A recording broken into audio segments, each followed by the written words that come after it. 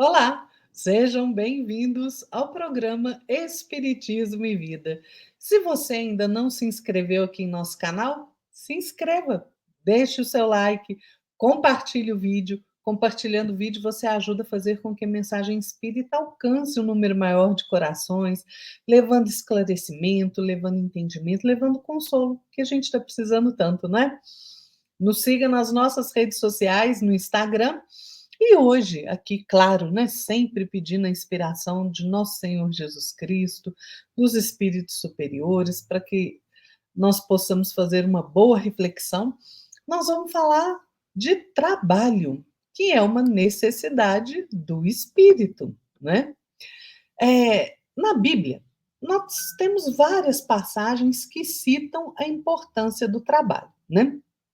Lá em Gênesis 3,19, que narra a passagem de Deus falando com Adão e Eva, né, que acabaram de comer ali do fruto proibido, Deus diz a Adão: no suor do teu rosto comerás o teu pão, ou seja, a partir do teu trabalho que você vai ter o teu sustento.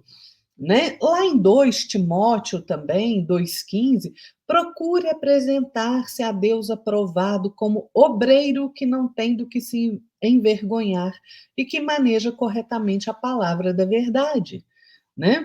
Tem várias passagens em Tessalonicenses, em Provérbios, né? Lá em Tessalonicenses, por exemplo, está dito assim: esforcem-se para ter uma vida tranquila, cuidar dos seus próprios negócios e trabalhar com as próprias mãos, como nós os instruímos, a fim de que andem decentemente aos olhos dos que são de fora e não dependam de ninguém. Então vejam, lá em João, Jesus diz, João 5,17, meu pai trabalha até agora e eu trabalho também. Emmanuel, no livro Pensamento e Vida, nos diz que se nós nos propomos a retratar mentalmente a luz dos planos superiores, é indispensável que a nossa vontade abrace espontaneamente o trabalho por alimento de cada dia, né? Então vamos entender o que é trabalho. Trabalho é esse conjunto de atividades, né? Pode ser criativa, produtiva, que o homem exerce para atingir um determinado fim. É uma atividade profissional, remunerada, assalariada. No Livro dos Espíritos, lá nas questões 674 a 685, Kardec trata das leis morais, né? E ele trata da questão do trabalho. Kardec vai nos falar que o trabalho é lei da natureza e por isso mesmo é uma necessidade. O espírito Batuíra, pela psicografia de Chico Xavier, no livro Seguindo Juntos, diz que o trabalho será sempre o prodígio do universo, a força que o entretém, a luz que o eleva. Então, gente, tudo trabalha na natureza, né? Os animais também trabalham, só que o trabalho deles é de acordo com a inteligência de que dispõem, né? E eles se limitam a cuidarem da própria conservação. Com o homem já é diferente, porque o trabalho é imposto ao homem como consequência da sua natureza corpórea. Né? Os espíritos dizem isso, que o trabalho é expiação e, ao mesmo tempo, um meio de aperfeiçoamento da inteligência. Gente, sem o trabalho, o homem permaneceria ali sempre na infância quanto à inteligência. Por isso é que o seu alimento, a sua segurança e o seu bem-estar dependem do seu trabalho e da sua atividade. Ou seja, o trabalho para o homem tem um duplo fim: conservação do corpo, desenvolvimento da faculdade de pensar, né? E aí a gente pode pensar assim: ah, ok, Lara, mas tem gente que é muito rico de recurso material, né, que tem bens aí suficientes, será que eles estão isentos da necessidade de trabalho? Não. Né? Os espíritos respondem a essa questão e falam: olha, do trabalho material? Talvez, mas não da obrigação de tornar-se útil conforme os meios que disponha, nem mesmo de aperfeiçoar a sua inteligência ou a dos outros, o que também é trabalho. A gente tem que entender que Deus faculta às criaturas a posse de bens suficientes para lhe garantirem a existência. né?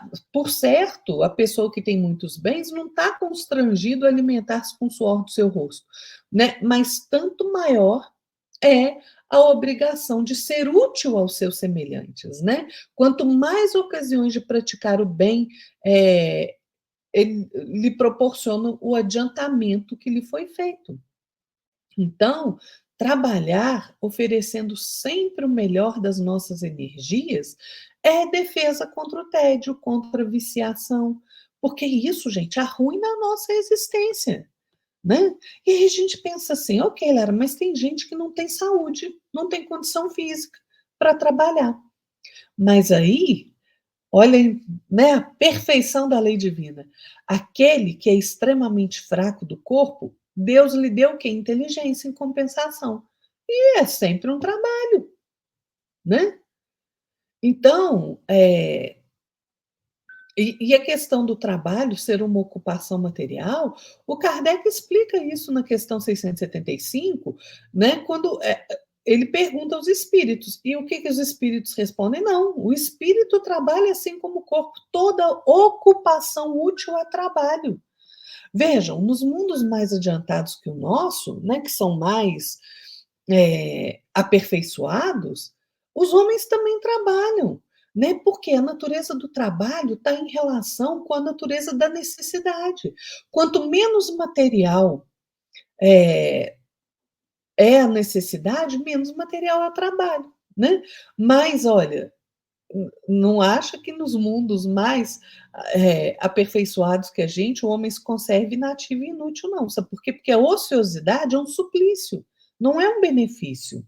O Ney Lúcio, pela psicografia do nosso querido Chico Xavier no livro Colheita do Bem, vai dizer que o espírito de serviço é uma bênção. Quando o homem descobre a satisfação de trabalhar por todos, resolve os mais graves enigmas de si mesmo. O plano terrestre, diz o Ney Lúcio, é uma escola feliz e atraente para os que sabem receber as lições. Né? Então, aqueles espíritos que estão num círculo mais elevado, o trabalho é imposto. Sabe por quê? Porque a criatura já está consciente da verdade. E ela compreende que a ação no bem é ajustamento às leis de Deus. Né? Então, ela trabalha e serve espontaneamente. Né? Ela serve por amor de servir. Né? Agora, se o trabalho é necessário, será que o repouso também é? Kardec faz essa pergunta de forma muito inteligente, lá na pergunta 682. E os espíritos falam, claro que sim, o repouso serve para a reparação das forças do corpo e também é necessário para dar um pouco mais de liberdade à inteligência, a fim de que o homem se eleve acima da matéria. Então, o descanso é pausa de refazimento das forças físicas, né? É reformulação dos sentimentos e dos pensamentos. Agora, a gente não pode achar que a gente vai ficar aí no descanso, né? Mais descansando do que trabalhando, não é isso? Tá certo? Porque a gente, olha, a gente precisa entender que essa verdade do descanso, a gente não pode desrespeitar a sua fronteira, né? A gente não pode cair na marginalização das nossas melhores forças.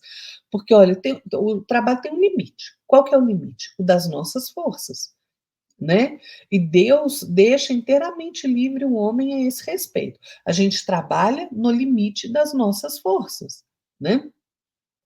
E surge uma questão interessante na questão do trabalho, que é o seguinte: quem ocupa uma posição de autoridade, né, ocupa ali um cargo de chefia e abusa dessa autoridade, e às vezes impõe um trabalho excessivo aos seus subordinados, será que ele está transgredindo a lei de Deus? Está.